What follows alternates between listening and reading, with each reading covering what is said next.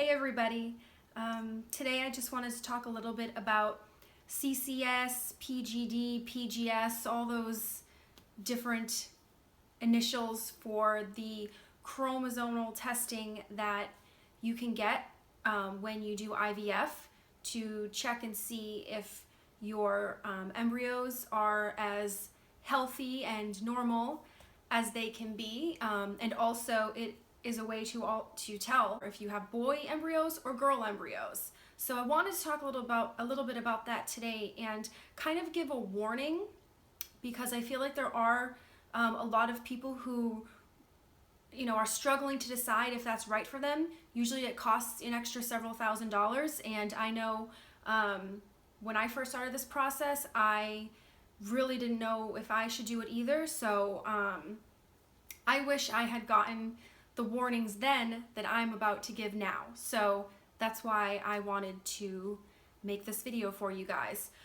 For anybody who hasn't watched any of my other videos on my channel, especially the one I made prior to this, I recently, about 2 weeks ago, had a chemical pregnancy, and that really threw me for a huge loop, because I did have that CCS testing done, and it was just a huge shock when I had two seemingly perfect tested embryos implanted or transferred, and one or both of them implanted for a very short time, and then I essentially had a miscarriage.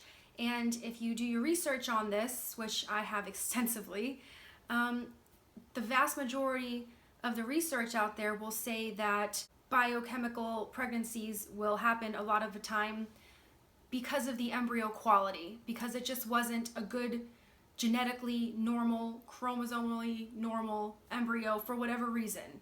And this really stumped me, because we spent an extra $5,000 to have this to have our embryos tested, and we just were not expecting to be in that 20% of people who fail at this, especially because I have basically everything going for me.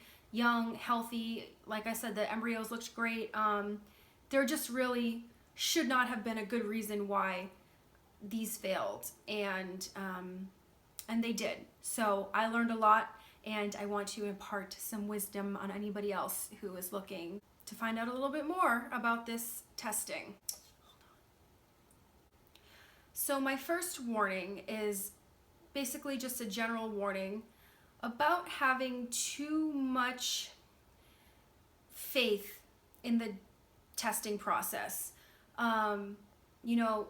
The doctors, and I don't think there's anything wrong with them for saying this, but they make it seem like it's almost a surefire thing, even though they'll tell you, oh yeah, there's still like a 20% or 30% chance, or a 35% chance if you're only putting in one that it won't work still.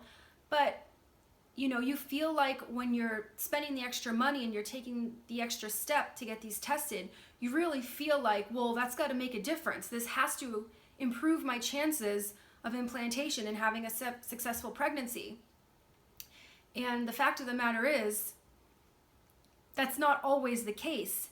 Yes, I mean, I'm sure there are plenty of people who attribute their pregnancies to PGS, CCS testing, but it's still not foolproof. And even though you take those extra steps to make sure that your embryos are extra healthy, as you're getting the best embryos that you can possibly get, something can still go wrong with them. It's not foolproof. Even if like you're like me, you're young, you're healthy, you don't have any structural issues, your uterus looks great, everything looks great, it can happen to you what happened to me, which was, you think that this was a surefire way to get pregnant, and then unfortunately it doesn't always work out that way. So the warning for this first part is just to realize that it can still fail. Sadly, it can. Even if everything looks great, the embryos survive the thaw perfectly well, and you have your beautiful tested embryo. Don't get false hope that it's going to be a surefire thing, because unfortunately something can still go wrong, and I'm proof of that. The second part of my warning is this is for the people who have chosen to know the gender. I know that in some states, even in some countries, I believe it's not allowed. You can't choose based on gender. But in California where I live, you can. And my husband and I both really wanted a girl. So we had 2 boys and 2 girl embryos that had been tested, came back normal.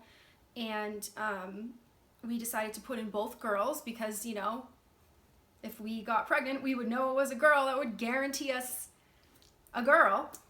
And unfortunately, when the cycle failed and I had my chemical pregnancy, knowing that we had lost both girls at one time really added to the devastation of just a loss in general, just a failed cycle in general. So I just want to give a warning to everybody. If you want to know the gender and you're like, really excited and you're picturing in your head, oh, we're going to do this and that, and, we're going to have, you're just visualizing your life with the gender of the baby you put in there.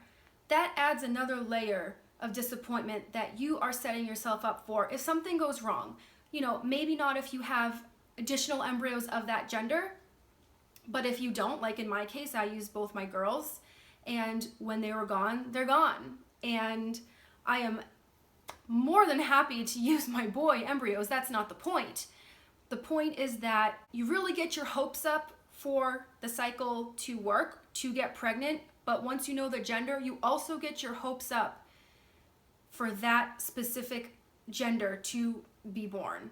So just know that if you choose to know the gender, you're taking a risk of setting yourself up for a lot more disappointment than you would have if you didn't know the gender. And if I had to do this again, and once we implant our boy embryos, if God forbid those don't take and I have to do another retrieval, I've already told my husband, as much as we want a girl, I'm not doing that again. I can't add that layer of devastation on top of a failure in general. So if I had to do this over again, I might do the CCS, PGS, PGD, whatever testing, but I would more than likely opt out of knowing the gender.